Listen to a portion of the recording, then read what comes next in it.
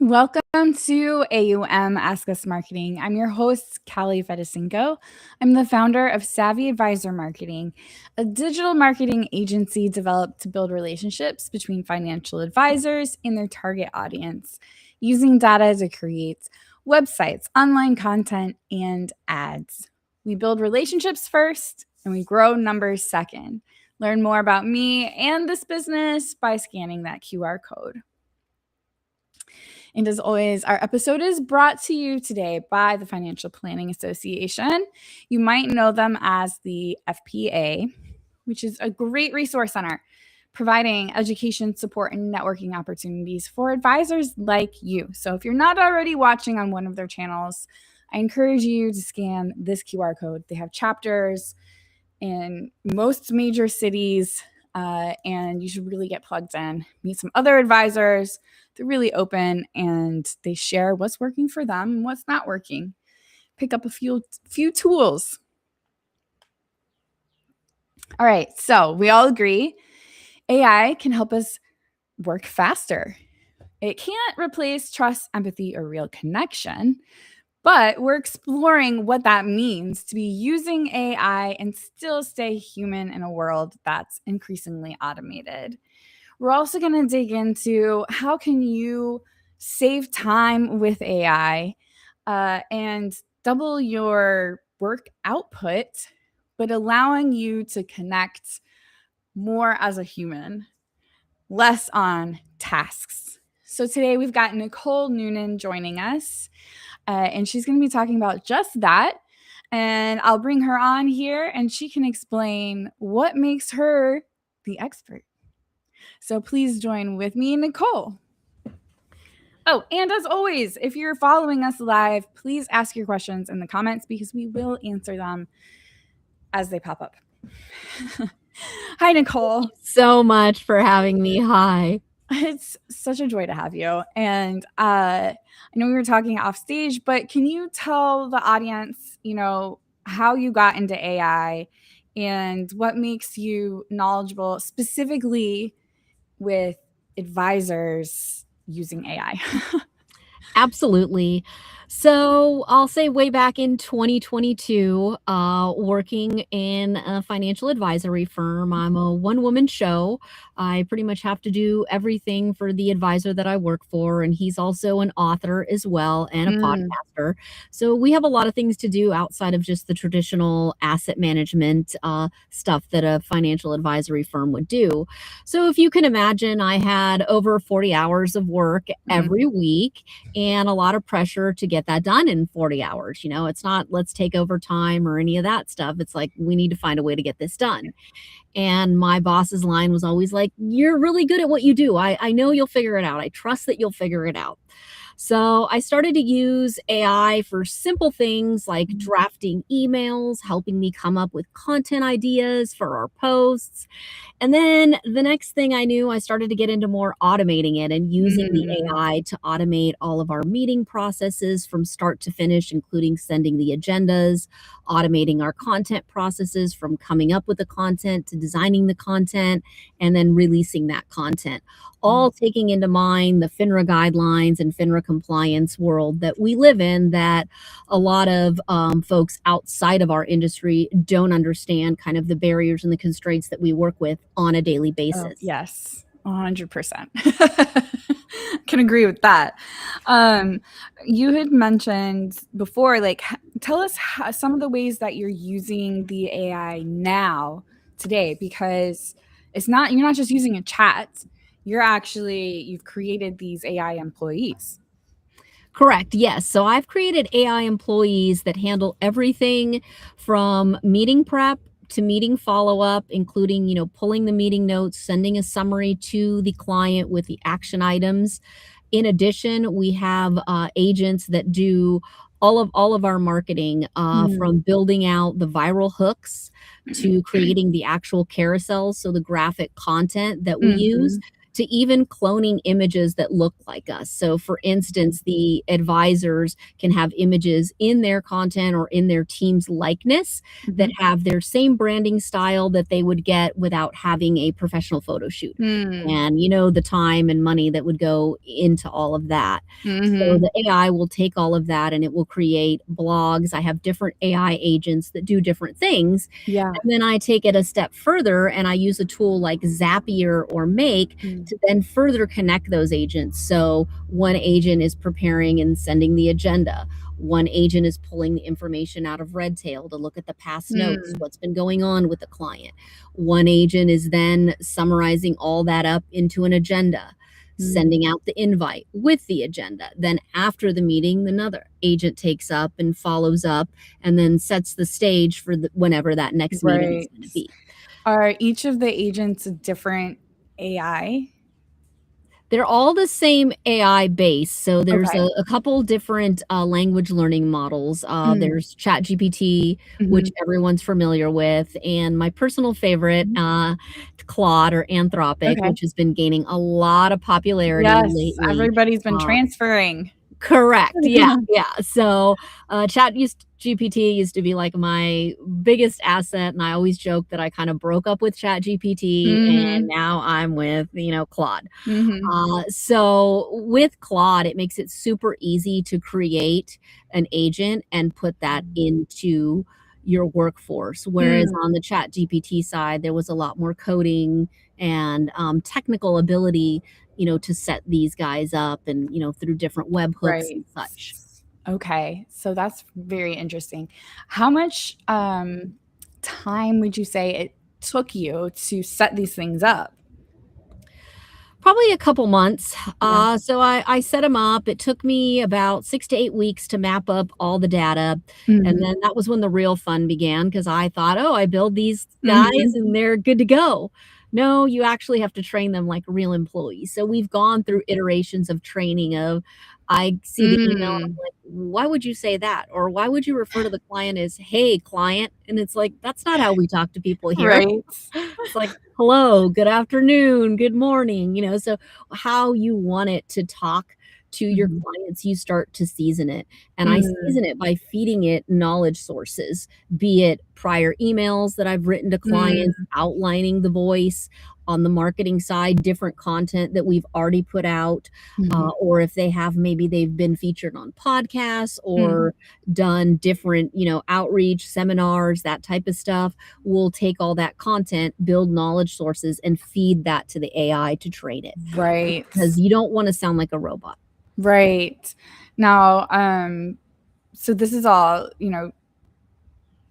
super impressive. How much time would you say it's been saving you?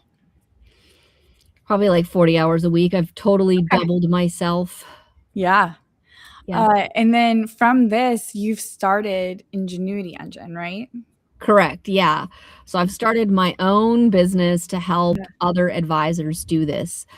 It was such an eye-opening moment to me, because, before I was kinda living in the more of the victim mentality of like, "Oh my gosh, how am I gonna do all this?" Mhm. And I discovered AI and it was like a new door open, and it's like now I'm like this complete wizard, right? I can do Mhm. anything with precision as long as I train the AI how to do it. So instead of Right. hiring employees, I'm hiring AI. And so for those of you following, I do have the QR code that you can scan to learn more about Ingenuity Engine and how Nicole can help you set up this same process, only she will be doing the setup. So even less time that you have to spend. And if you're joining via podcast, I will have the link in our show notes. Um, okay, so let's talk a little bit about building the relationship with the client. Like how has this grown the relationships? It didn't at first. Yeah. So at first when I started talking about this, people were like, "She's nuts." Like, there is no way that that is possible, and there is no way that I'm gonna trust AI Mhm. with my information because it's scary, right? Yeah. You're giving over control of really important items to AI. Mm. So I had a couple clients that were more forward thinking that bought into the process, and that is really where it picked up. Once I had those few that had adopted it, they started, oh my gosh, you're never going to believe this. I have this Yeah. report that goes into my Redtail, pulls all my workflows, tell me which Mm. ones are over 30 days, 90 days, 120 days, tells me what step I'm at, tells me like who's responsible for what, and I don't have to go and dig through manually for that information anymore. Right. Or I'm an advisor without an admin. And now I have Mhm. this plug and play system that basically acts like my admin that can go and set me up and set the table for my meetings and then kind of close everything down on the back end with the clients. So Mhm. in that way, that's really how it's grown, is people Mm. really getting their hands on it and really experimenting with it. And Yeah. I've also helped, people that just work with advisors, that Mhm. provide services like myself for advisors to Right. build, different systems for them as well. Yeah. What are some ways that as you're building out the communication, that the AI is sending, what are some ways that you can ensure the clients are feeling heard and understood? Like, how are you keeping that emotional connection? So I'm going through the process with them step by step. Mhm. So as we get started and we really get their brand voice and their processes dialed in, I Yeah. pretty much shadow what they do. So I take a look at current meetings that they have, what their processes are, and how they communicate with their clients. Mhm. And from there, I work with them to really build that, I'll call it an AI avatar of such Mm. of them that's molded into different roles because Mhm. we want to have consistency. We don't want it to seem like the AI is doing that. And Right. I can see so much from the external, from outside, but I really am not in the mind of the advisor. And by sitting in on their meetings and getting to know their process, understanding why they do what they do, how and why they help their clients achieve their goals, I can Mhm. really then help them train the AI in their voice and in their processes. Right. And I think, you had said that nothing is just going out, everything is still reviewed before it goes Correct. public. Yeah. Correct. Yeah. So, you want to trust the AI and you want to trust the technology, but I'm a true believer in not using AI to replace people, but using it Mhm. to magnify people and allow you to do cooler stuff. Like by Right. giving all my admin tasks to the AI, Mhm. I was able to help launch a podcast and do all kind of other Mm. things that I normally wouldn't have been able to do that were, Right. I don't know, in my opinion, a lot funner. And I Yeah. think that would just depend on the perspective of the person, right? Right. But, for me, it really made it where I wasn't really replacing myself. I was actually magnifying my role and solidifying my place as kind of the manager of all these agents and Mhm. being able to lead this team of AI. Mhm.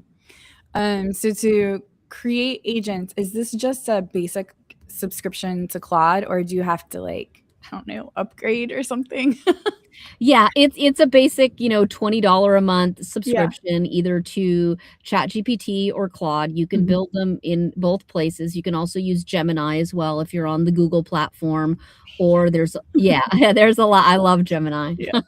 That's a I whole other just started conversation, but transferring over to Gemini. So okay. Yeah, that's a whole other conversation, yeah. with Google Labs and all the cool things you can do on that Mm. end. But as far as agents themselves, Mhm. you can use any of the AI platforms. There's a lot of advisors that want to keep things within the Microsoft environment, so you could use Mhm. Copilot, any of the language learning models you can build an agent with. Okay, so and I think you said you kick off a workflow and then that triggers the agents, right? Correct, yeah. Okay. So, for instance, I'll use Redtail, for Yeah. example. You have your workflows in Redtail, and it lists out, for instance, a new client that you're onboarding. So, Mhm. you're going through all the different phases of that workflow. The Mhm. minute that workflow is initiated, it triggers out the different automations. Mm. It will trigger out that first agent to go into Redtail and pull all the client meeting notes. So take a Mhm. look at, hey, in the last 3 to 6 months, what's been going on with this client? Yeah. Then from there, it finishes up that step, and then it goes, once I review it and say, "Great, that's good, that's what we're gonna cover. If Mhm. there's extra items, I will add that in." Then the next agent will pick it up that will make the agenda and the email. Mm. So then I get a Teams message saying, "Hey, this is ready for you. This client, this Mm. meeting agenda is ready," or "This client, this follow-up is ready." I Mhm. then go into my outbox and I check them off and I send them off, so that's kind of the human part of it. Right. And then, from there, it's all of the client paperwork, the account openings. So each part of that process triggers a step to either manage that process and make sure that it's been Mhm. done Mhm. by scheduling some sort of follow-up message Mhm. or actually doing the task itself. Got it. Um, can you have it check their social media? Like, oh, for, I don't know, personal updates, because I know that was a big thing when I worked internally, is they were starting to, oh, let's check their Facebook and see if there's a personal update we should bring up in the meeting. Can you have the agent do that? I can, yes, and we can also have the agent comment, like, for instance, on Facebook, Mm. if they see that maybe they've welcomed a grandchild or maybe they got Mhm. married or bought a home, we can search for those types of things and create comments on Hmm. those types of posts or send them a, direct Yeah, message, whatever, right. it depends. Because some Yeah. people I know can't comment due to compliance purposes. Yes, that was gonna be my next question. Yeah, yeah. Yeah, I wanna say it's like 50-50. Usually, yeah, yeah, Yeah. it really, I think, goes with what the broker-dealer's comfortable with. Mhm. That's been my experience. And, some people are more open to AI. I think that's really what it depends on. Yes, yes, and I think, it will continue to develop, Yeah. even on the good side and bad side. Oh, yeah. Oh, yeah. It's just like the internet, when Yes. the internet came out. Yeah. Yeah. Well, I have a client lot of hope for reviews, AI because it was right? like the Super Bowl ads were all Yes. AI this year. So I was like, all right, we're on the right path finally. Mhm. I'm thinking, like, client reviews, early adopters get, a foothold, but they also take on more risk. So it's like Correct. Yeah. Yeah. Yeah. one or the other. Um, what would you say an advisor should start doing this week to strengthen their AI stack? So I would start out with training the AI on your general voice. So in all of the AI platforms, be it ChatGPT or Claude, there's a way to enter in your information and give the AI information about you. That would Mhm. be the first step so you don't sound like a robot or it puts out Mhm. generic content. If you give it a little bit of information about who you are, what you do, and who you service, it will be able Mhm. to guide you a lot further down the road. And Mhm. most of these, you just go into the settings, there's a personalization section, and you go in and you can tell it, I'm a financial advisor. I focus maybe in this market. I serve this type of clients. This is the voice that I communicate to my clients. Here's a few things I would say, Mhm. things I wouldn't say. Yeah. Because you don't want it to talk that in a way that doesn't sound like you. The whole Right. point is to have it help you and be an addition to you, not replace you or make it sound inauthentic to you. Mhm. So Yes, that and would that's be my first a great big, point. big thing to do, and you'll notice a difference in the output. I mean, and if you have blogs or actual content, Mhm. share that with the AI and give it to the AI and train it on how you Mm. write, what your style is, what you say to your clients. Mhm. I like that. Now tell us a little bit about Ingenious Content System. So this is a little AI app that I created that will pretty much build content for you on the daily, weekly, monthly, whatever kind of strategy you have for your content. Mm. So when you log into the app, you can just enter your Gmail or Google account. and continue. There's no charge to use it whatsoever. You go in, you can upload your company information. It will help you determine who your ideal client is and how to message that person. And then it will take and build content from there, based on if you want to do blogs, if you want to do carousels.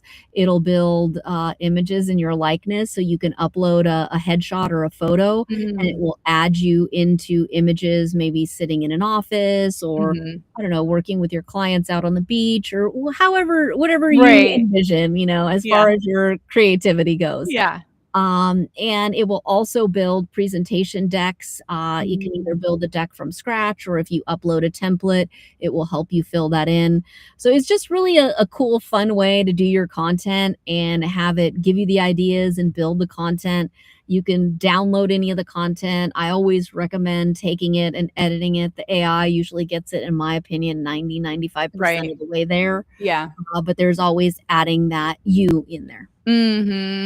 Absolutely. And the you is what makes sells. Correct. I had a coach back in the day, and she's like, your weirdness is like your magic. That's really what sells. Yes. I think I went to a whole conference and that was the keynote. Yeah. I wonder if it's the same person. It might be Sally Hogshead. Yes. Okay. Yes. Yeah. So, it's really, you don't really think about it that way because we're all so Right. self-conscious, Yes. but when you kind of open your mind up, and the AI helps you to really like think about, how do I want to communicate with this ideal client? Like, what is that message that's going to emotionally resonate with them versus just your standard, content that's like, oh, I got this content and, 10 other advisors have this content. Right. Yes. Which we see a lot. Yes. A lot on our side.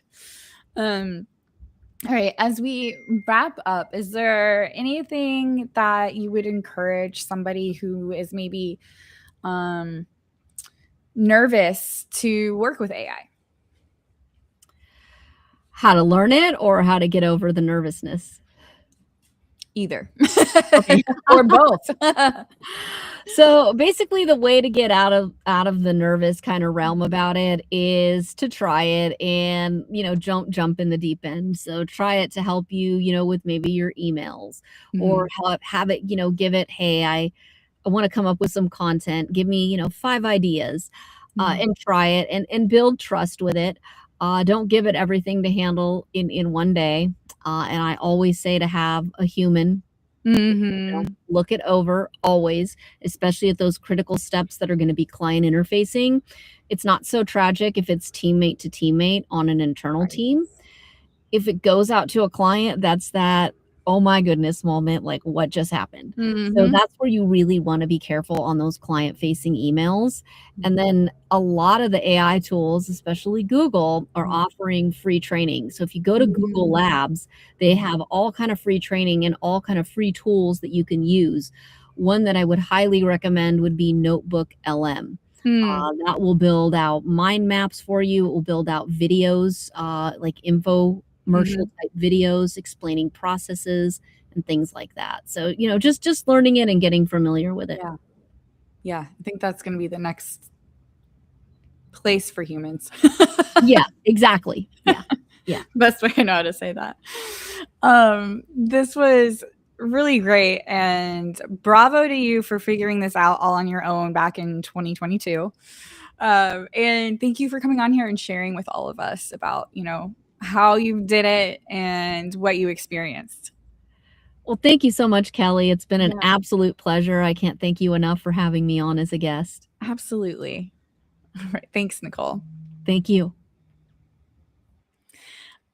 All right. If you're joining and you're too shy to ask your question in the chat publicly, you can always schedule a call and ask me one-on-one. Just scan this QR code and then join us next week. We're kicking off our client reviews series. So we'll be hoping and planning to talk to people who have been using client reviews and hear a little bit about how they did it and what kind of success that they've seen, or maybe what kind of failures they've had. Although it's harder to get somebody to come on a live stream to share their failures. So you'll probably hear mostly success stories. If you know somebody who's using client reviews, please reach out, nominate them. I'd love to have them on the show.